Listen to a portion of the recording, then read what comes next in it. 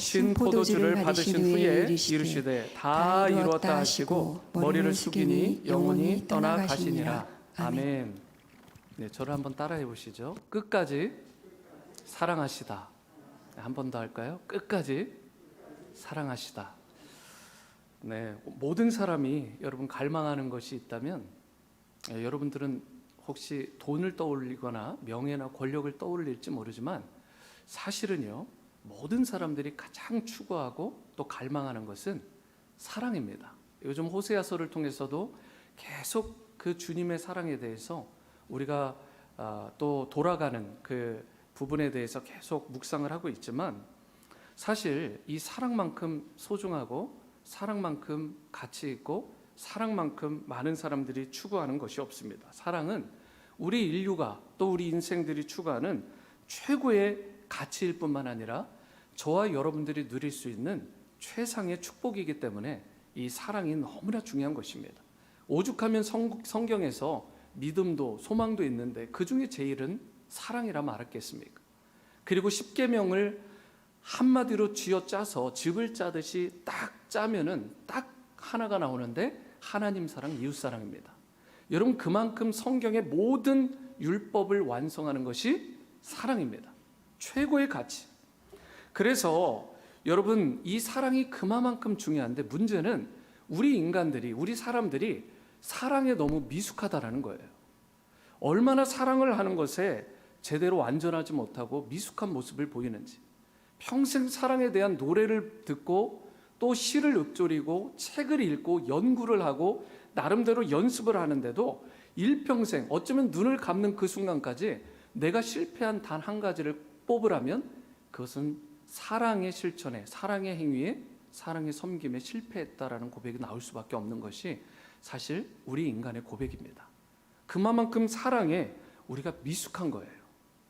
여러분, 그래서 가만 보세요. 여러분들도 경험했을 것이고 심지어 여러분들의 자녀들, 그리고 여러분들의 이웃이나 주위 사람들을 보면 사랑 때문에 눈물 흘리는 경우가 참 많습니다.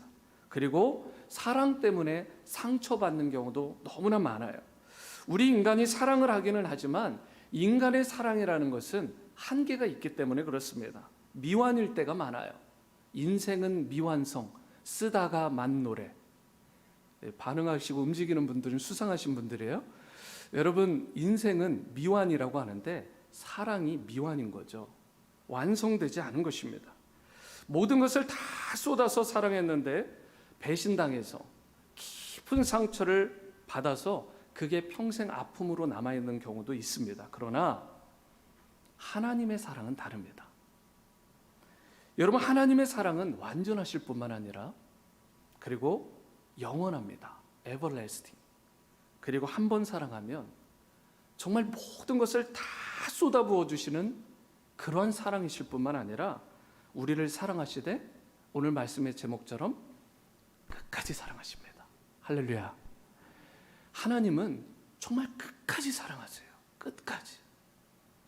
여러분, 우리가 진실한 사랑, 이것을 체험하길 원한다면, 그리고 그 진실한 사랑을 온전히 배우고 실천하기를 원한다면 먼저 이 하나님의 사랑을 바르게 깨닫고 바르게 알아야 됩니다. 하나님의 사랑은 모든 사랑의 원형일 뿐만 아니라 하나님의 사랑은 저와 여러분들이 추구하고 따라야 될 최고의 모델이시기 때문에 그렇습니다. 우리가 그리스도인으로서 사랑을 실천하며 살아야 돼요. 여러분, 우리가 비난하지 맙시다 라고 하기 전에 내가 비난하지 않겠습니다. 내가 사랑하겠습니다. 내가 섬기며 살겠습니다.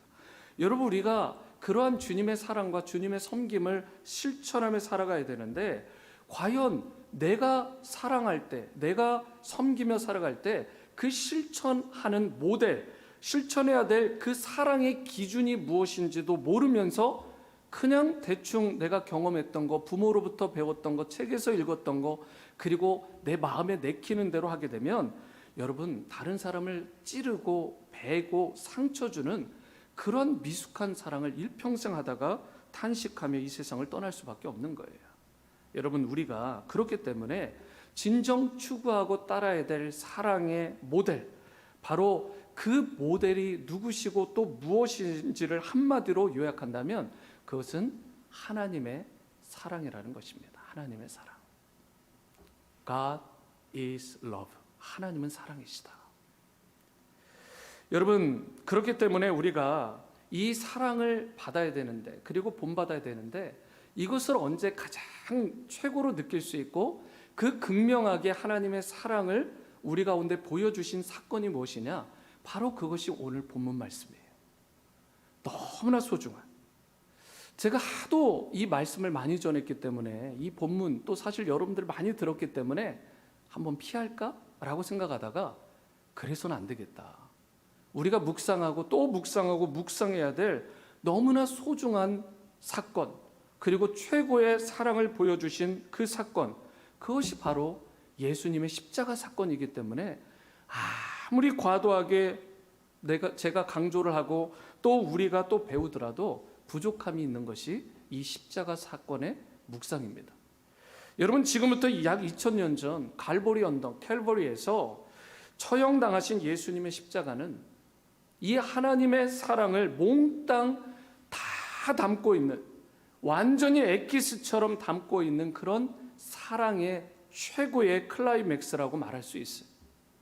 우리가 십자가에서 하나님이 이 예수님을 통해서 보여주신 이 사랑의 본질을 바로 깨닫고 이것을 저와 여러분들이, 중요한 것은 체험해야, 내가 정말 십자가에 맞닥뜨리고 경험해야 우리가 진정한 크리스찬이 될 수 있고 건강한 신앙생활을 할 수 있게 되고 맺게 되는 열매도 아름다워질 수 있게 되는 것입니다. 여러분은 이 십자가상에서 보여주신 하나님의 사랑을 얼마나 알고 계십니까?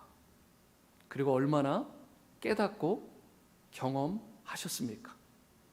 여러분, 우리가 그 사랑을 얼마나 많이 경험하고 또 이것을 실천하며 사느냐에 따라서 우리 인생에, 우리가 크리스찬으로서의 성패가 결정된다고 말할 수 있습니다. 그렇기 때문에 오늘 중요한 것은 오늘 이 본문 말씀을 통해서 이 예수님의 십자가, 그 끝까지 사랑하시는 주님의 사랑의 특징에 대해서 저와 여러분들이 함께 말씀을 통해 보길 원하고 그 은혜를 나누고 묵상하고 실천하는 데까지 결단하는 저와 여러분들이 될 수 있게 되기를 축원합니다. 첫 번째로 예수님의 이 사랑의 특징을 보면 자신보다, 자기보다 타인을 먼저 생각하고요, 그리고 타인의 그러한 필요들을 넉넉하게 채워주시는 분이라는 것입니다.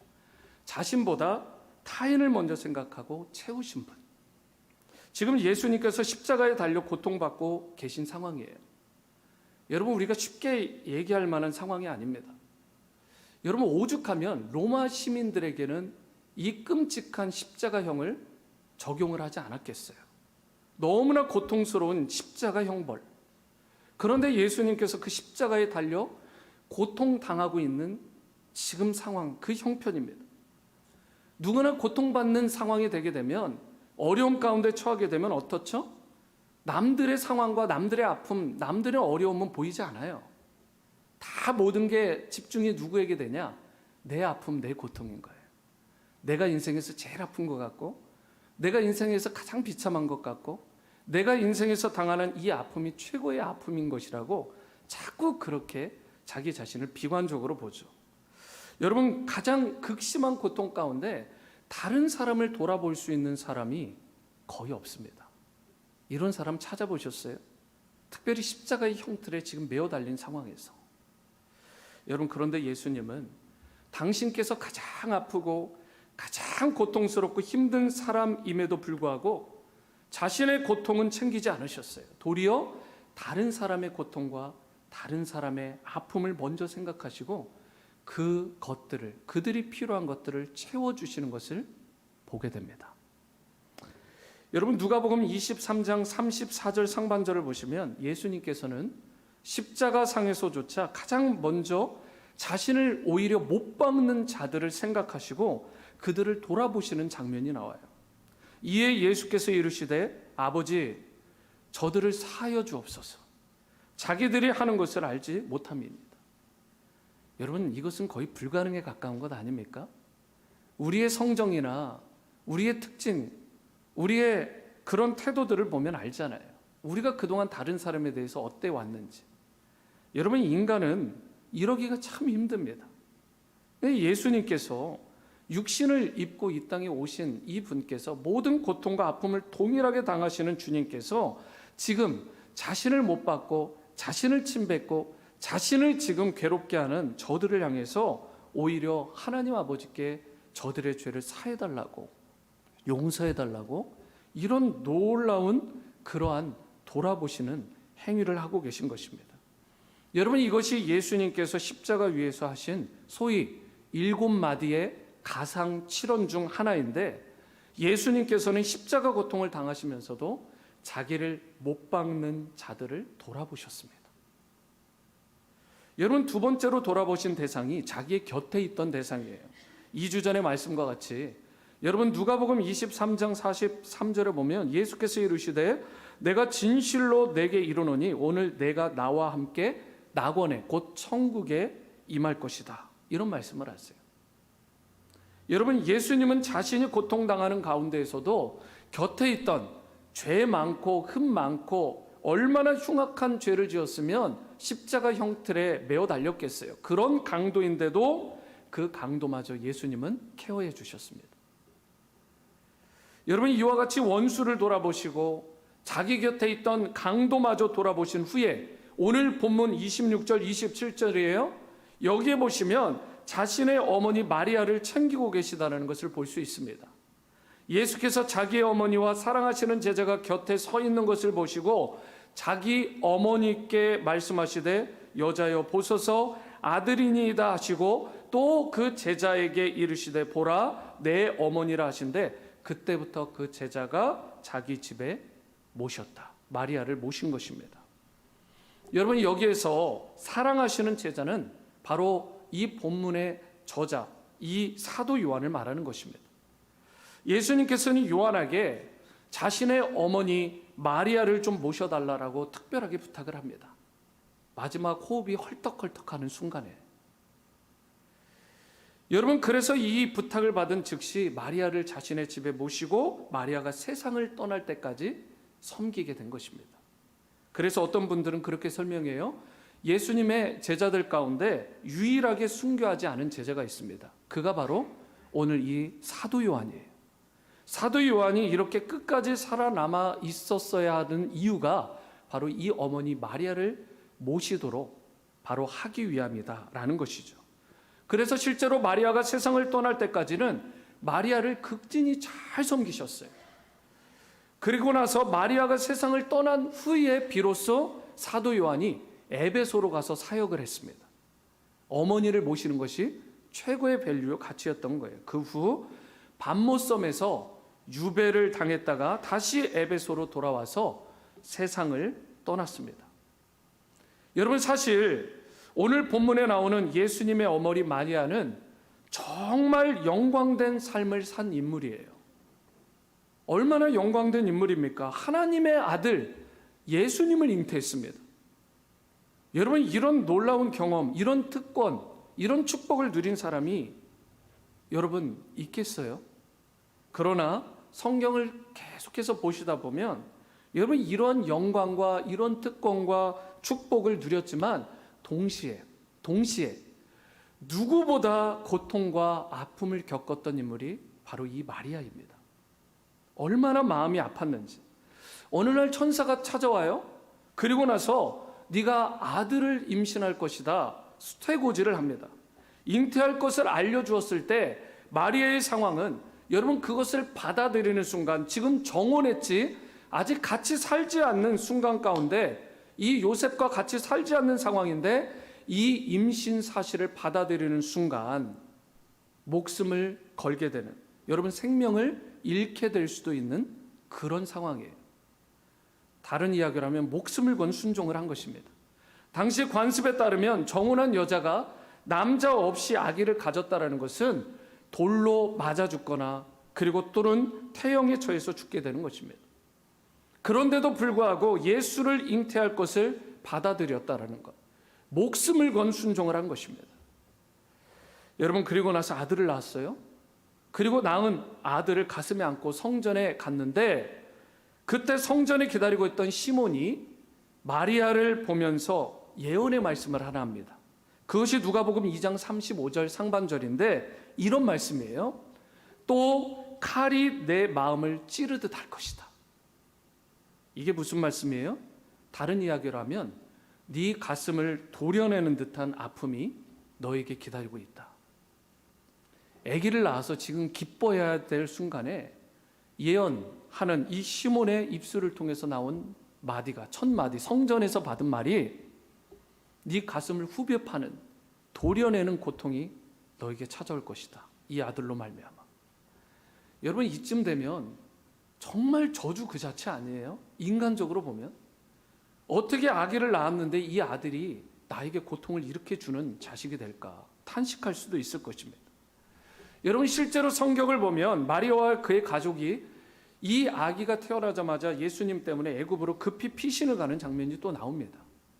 그리고 피신을 갔다 놓은 후에도 고향에 돌아오긴 했는데 수많은 고통과 루머 때문에 아픔을 겪었습니다. 어떤 루머들이에요? 아들이 귀신이 들렸다, 이런 루머도 있었어요. 여러분, 불륜의 자식이라고 비난하는 사람들도 있었습니다. 수근수근하는 사람들. 심지어 그 아들이 하나님의 그 말씀, 율법을 어긴다고 고향에서 쫓겨난 적도 있어요. 그 모든 상황들을 다 지켜봤습니다. 사랑하는 아들을 가지긴 했는데 아들 때문에 가슴 아리했던 이 마리아의 생애를 성경 곳곳에서 기록하고 있습니다. 그랬는데 어느 날 마리아가 예수님을 찾아갔어요. 여러분, 예수님이 뭐라고 했죠? 가슴을 정말 아프게 하는 말을 했어요. 누가 나의 모친이고 누가 나의 형제라는 말입니까? 여기에 있는 이 사람들이 내 모친이고 내 형제 자매입니다. 여러분, 이쯤 되면 막가자는 말 아니에요. 자기 부모를 몰라보는 말처럼 한 거예요. 여러분, 이런 말을 친모로서 여러분들이 들었다고 생각하세요. 얼마나 기가 막히고 상처받고 섭섭하고 가슴 아프겠어요. 그런데 그렇게 고생하며 아들 뒷바라지를 했는데 어머니 취급도 받지 못하던 이런 서운함을 느낄 법한데 여러분, 최고의 정점이 왔습니다. 이와 같은 많은 아픔을 겪으면서 겨우 여기까지 왔는데 이 아들이 결국엔 체포됩니다. 그리고 피투성이가 되도록 두들겨 맞습니다. 모든 사람들의 앞에서 받을 수 있는 최고의 수치, 벌거벗는 수치까지 당합니다. 그리고 십자가상에서 처절하게 죽어가고 있어요. 그러한 아들을 볼 때 어머니 된 마리아의 마음이 어땠을까요? 여러분, 아버지들도 마찬가지예요. 마음이 어떻겠어요? 문자 그대로, 예언의 말씀 그대로 칼로 가슴을 도려내는 듯한 아픔이지 않았겠어요? 얼마나 고통스러웠겠습니까? 이와 같은 이 어머니 마리아의 아픔을 여러분, 과연 예수님이 몰랐을까요? 사람들의 마음을 누구보다 동정하시고 컴패션, 그리고 누구보다 이해하시는 예수님께서 그 어머니의 마음을 몰랐겠어요? 잘하셨을 것입니다. 그렇기 때문에 예수님께서는 그 거룩한 7마디, 마지막 십자가상에서 온 힘을 다 쥐어차서 할 수 있는 7마디를 하시게 되었는데 그 중에 한 마디를 당신의 그 어머니 마리아를 위해서 호흡조차 할 수 없는 가쁜 숨을 몰아쉬면서 그때 그렇게 얘기하는 것입니다. 요한아, 이제부터 너의 어머니다. 그리고 이 어머니를 나를 대신해서 잘 모셔주기를 바란다. 여러분, 예수님의 마음도 너무나 아팠을 거예요. 마리아도 너무나 고통스럽죠. 여러분, 예수님께서는 이처럼 본인이 고통당하고 있어요. 본인이 누구하고도 견줄 수 없는, 비교할 수 없는 최고의 아픔 가운데 있습니다. 그런데 본인의 필요보다 상대의 필요와 상대의 그런 상황들을 먼저 고려하시고 그것들을 지금 채워주시고 계신 것입니다. 이것이 바로 성경이 저와 여러분들에게 보여주고 있는 예수님의 참 사랑의 극치인 것입니다. 오늘날 많은 사람들이 사랑에 관해 이야기를 합니다. 저도 물론 사랑에 대해 이야기를 하죠. 저와 여러분들이 때로는 사랑에 대한 노래들을 흥얼거리기도 하고 거기에 대한 책을 읽기도 하고 시를 읊조리기도 하고 많이 암송도 하죠. 여러분, 그런데 막상 사랑의 상황에, 그리고 사랑의 관계에 들어가게 되면 자기 만족, 자기 필요, 그러한 것들을 먼저 채우려고 하는 인간의 탐욕과 욕망이 발동이 되는 것입니다. 나에게 좀 이익이 되고 나에게 좀 만족감이 될 때는 그러한 사랑을 받아들일지 몰라요. 관계를 이어갈지 몰라요. 그런데 그렇지 않을 때는 가차없이 버려버리는 거예요. 그래서 사랑 때문에 상처를 받고 사랑 때문에 고통을 주고 받게 되는 것이죠. 여러분과 제가 이와 같이 사랑을 받기만 하고 나에게 만족이 되기만을 원하는 그런 정체성, 그런 패러다임이나 태도를 바꾸지 않으면 진정한 차원의 예수님의 제자로 설 수가 없는 것입니다. 크리스찬이라고 말하기가 어려워지는 것입니다. 참된 사랑은 왜냐하면 주는 것이기 때문에 그래요. 주는 것입니다. 내가 누리는 것이 아니라 상대가 누릴 수 있도록 배려하는 거예요. 여러분, 현실적으로 한번 말을 해볼까요? 코로나 바이러스의 상황 가운데 지금 요즘에 내가 다른 사람을 얼마나 돌아보고 있는가? 여러분 진단해 보세요. 하루 24시간, 일주일에 168시간 중에 내가 얼마나 다른 사람들을 위해서 일주일에 단 1시간이라도 2시간이라도 그들을 돌아보고 따뜻한 사랑의 말 한마디, 섬김의 손길, 음식이라도 좀 해주고 기도하고 이런 것이 나에게 있었는지 솔직하게 한번 보십시오.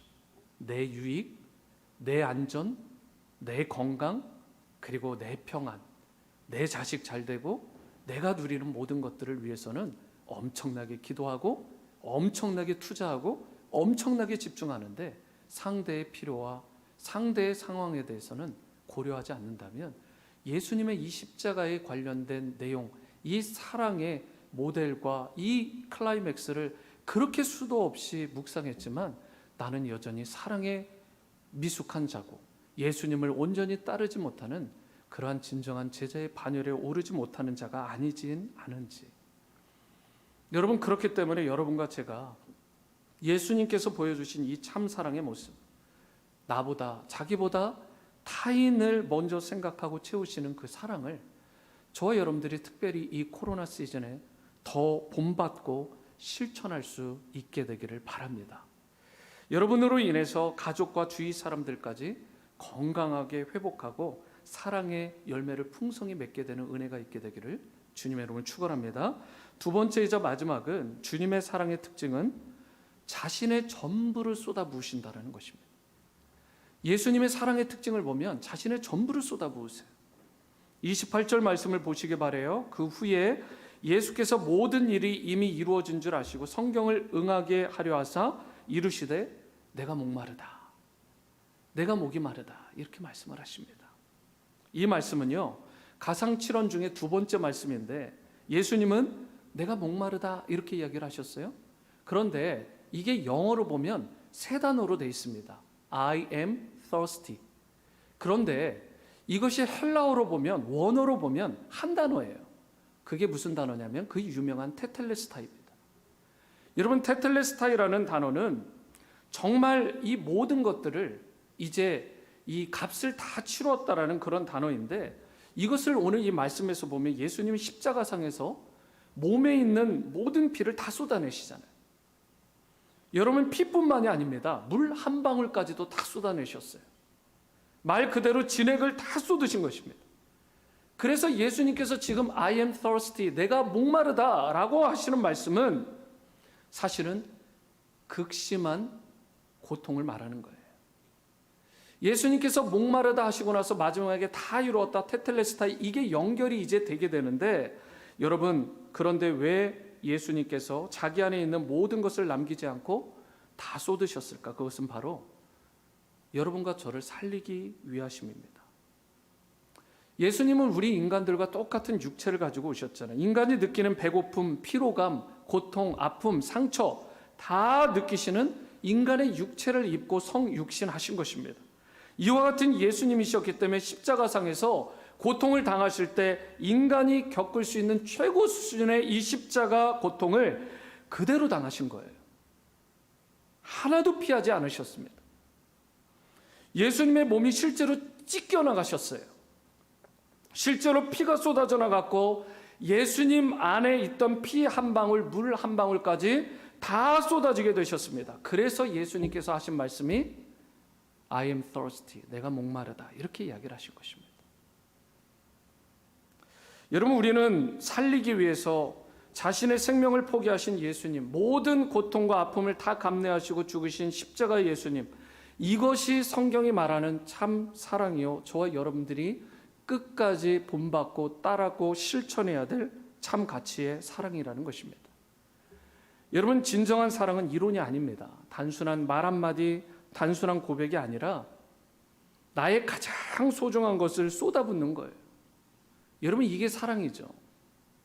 내 거 이렇게 적당히 챙겨가면서 모든 것을 벽을 다 쌓아가면서 그리고 할 수 있는 한 동냥하듯 주는 것이 사랑이 아니라는 것입니다. 사랑한다면 다 쏟아부어야 돼요. 사랑한다면 나의 눈물을 쏟아부어야 됩니다. 사랑한다면 내 마음을 쏟아부어야 돼요. 진정으로 사랑한다면 심지어 내 생명까지도 남김없이 쏟아부을 때 바로 그때 진정한 사랑의 역사가 일어나는 것입니다. 여러분, 오늘날 많은 사람들이 너무나 쉽게 사랑을 생각하고 말하는 경향이 있습니다. 말만으로 사랑하려고 하고 이론으로는 다들 박사예요. 그러다 보니까 사랑의 열매가 없는 것입니다. 여러분이 진실로 자녀를 사랑한다면 어떻게 해야 될까요? 정말 여러분들의 손주들을 사랑하고 자녀들을 사랑한다면 어떻게 해야 되죠? 자녀를 위해 눈물 뿌리며 울어야 됩니다. 여러분, 자녀를 위해 새벽에 기도하고 그리고 주중에 기도하고 밤에 기도를 쏟아내야 돼요. 그래야 자녀들이 변하고 자녀가 회복되는 것입니다. 한국에 주바라기 선교회가 있습니다. 복음의 불모지라고 불려지는 연령대가 있는데 그 연령대가 유스, 바로 청소년기입니다. 이 중고등부 청소년들을 대상으로 사역하는 선교단체인데 대표가 하재호 선교사님이라는 분입니다. 목사이기도 하시죠. 이분이 충북권 이 충청 남도권에 73개 중고등학교에 초교파 기독학생회를 세웠습니다. 그리고 매년 비전 캠프라는 것을 열어서 그 부모님을 변화시키고 그 자녀들을 변화시키고 복음을 전하는 사역을 하세요. 참 훌륭하신 분인데요. 이분이 이런 고백을 했습니다. 1000번을 찾고 20년을 울면서 기도했습니다. 여러분, 1000번을 찾고 그리고 20년을 울며 기도했다라는 이 말 한마디,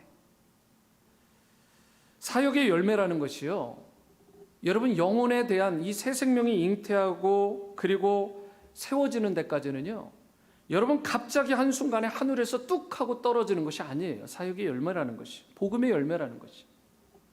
이분의 말에 따르면 1000번을 찾아가고 그리고 20년이나 울며 기도한 결과가 자신이 지금 오늘날 이룬 이 선교의 열매라고 고백했던 것입니다. 여러분, 2020년 하반기가 시작된 9월입니다. 오늘은 어떠한 마음과 섬김의 자세로 우리가 이 9월을 맞이했는지를 점검해 봐야 돼요. 내가 지금 9월을 어떻게 맞고 있는지. 어제와 똑같은 오늘, 오늘과 똑같아 보이는 내일이에요. 코로나 때문에 특별히 모든 게 변화가 없습니다. 너무 밋밋해요. 어디 가고 싶어도 갈 수가 없는 상황이잖아요. 솔직히 모든 것이 일상이 반복되는 그 무료함 가운데 있잖아요. 영혼에 대한 열정도, 그런데 사역도, 하나님 나라에 대한 갈망도, 기쁨도, 평강도 다 사라지고 없어지지는 않았는지. 만약 여러분과 제가 가만히 있게 되면 이 지역에 믿지 않는 영혼들, 그러한 영혼들이 그냥 얼른 구원이 되고 그들이 주님 앞에 돌아오게 될까요? 우리가 아무 액션도 취하지 않으면, 우리가 가만히 있게 되면 구원의 방주, 생명선으로 불려지는 주님께서 세우신 이 교회로 그냥 자신들이 발로 걸어오고 또 그 가운데 예수님의 제자로 그들이 자랄 수 있을까요? 우리가 움직이지 않는데, 우리가 찾아가지 않고 우리가 눈물 뿌려 기도하지 않는데, 여러분, 하재호 선교사님처럼 저와 여러분들이 찾아가고 울어야 돼요. 정말 기도의 눈물을 쏟아야 됩니다. 나의 심정, 나의 정성을 쏟아부어야 돼요. 그래야 감동을 받고, 그래야 마음이 열리고 그들이 우리가 경험하고 또 경험 더 하고 싶어하는 끝까지 사랑하시는 하나님의 사랑을 그들이 경험할 수 있게 되는 것입니다. 그러므로 진정한 사랑은 그냥 우리가 하는 말이 아니에요. 나의 모든 것을 쏟아붓는 것입니다. 그 사랑의 절정이 오늘 본문 30절 말씀인데요. 같이 읽어보겠습니다. 시작. 예수께서 신 포도주를 받으신 후에 이르시되 다 이루었다 하시고 머리를 숙이니 영혼이 떠나 가시니라. 여러분, 아까 서두에 말씀드렸던 걸 다시 정정하면 이것이 바로 테텔레스타이죠. 다 이루었다. It is finished. 여러분, 모든 것이 다 끝났다라는 뜻입니다. 헬라어 단어로 하면 테텔레스타이. 그런데 이 단어의 뜻이 뭐냐면 헬라 사람들이 세금을 완납했을 때 그 완납되었다는 것을 증명해주는 도장입니다. 도장. 지불 완료. 이것이 테텔레스타이죠. 여러분, 우리 모두는 죄를 지었기 때문에 죄값을 치러야 되는 것입니다. 우리가 아무리 선하게 살았다고 해도 죄 안 짓고 산 사람은 없잖아요. 그런데 죄의 삭은 사망이라고 했습니다. 죄를 지었으면 죽는 것이죠. 그런데 죽은 후에는 뭐가 있죠? 심판이 있습니다. 심판이 있고 죄 때문에 저와 여러분들은 지옥에 갈 수밖에 없게 되는 것입니다. 여러분, 이처럼 죄를 지었으면 그 죄에 대한 끔찍한 대가를 지불해야 하는데 예수님께서 십자가에서 죽으심으로 말미암아 내가 지불해야 될 죄의 대가를 어떻게 해요? 주님이 다 paid off, 값을 다 지불하셨다. 그래서 예수님께서 테텔레스타이, 다 이루었다라고 말씀하신 것입니다. 예수님은 우리 구원을 위해서 일하시고 사랑을 하시는데 적당히 사랑하시다가 어느 선에서 멈추시는 분이 아니십니다. 예수님은 오늘 말씀처럼 이 제목처럼 여러분과 저를 사랑하시는데요, 끝까지 사랑하십니다. 여러분, 이 사랑을 반드시 경험하셔야 됩니다. 오늘 이 예배에 오셔서 그냥 가시는 여러분이 되지 마시고 이 예수님의 사랑을 반드시 끝까지 사랑하시는 그 예수님을 경험할 수 있게 되기를 바랍니다. 여러분, 말씀을 맺겠습니다. 우리의 사랑이라는 것이요, 때로는 조건에 따라 변하기도 하고 상황에 따라 변하기도 하잖아요. 그러나 하나님은요, 결코 변하시는 법이 없으세요. 한 번 사랑하시면 어떻게 사랑하신다고요? 끝까지 사랑하십니다. 끝까지. 여러분과 제가 이 신실한 주님의 사랑을 배울 때에 우리가 누군가를 사랑할 때 조금 문제가 생길 수도 있고 어려움이 있을 수도 있지만 우리가 중간에 포기하지 않고 끝까지 그 영혼을 사랑할 수 있게 되는 것입니다. 십자가를 통한 예수님의 이 사랑을 우리가 심령에 담고 예수님 닮은 제자로 참된 그리스도인으로 끝까지 하나님 사랑 그리고 이웃 사랑을 실천하면서 살아가는 여러분과 제가 될 수 있게 되기를 바랍니다. 바라기는 먼저 주님께서 분부하신 대로 우리 온누리 침례교회 성도님들 서로를 좀 돌아보시고 서로를 사랑하시되 끝까지 사랑하시고 끝까지 섬기고 끝까지 비난하지 않고 하나됨을 이루는 여러분과 제가 되어질 수 있게 되기를 주님의 이름으로 축원합니다. 이 시간에는 우리가 찬양하고 나아갈 텐데요,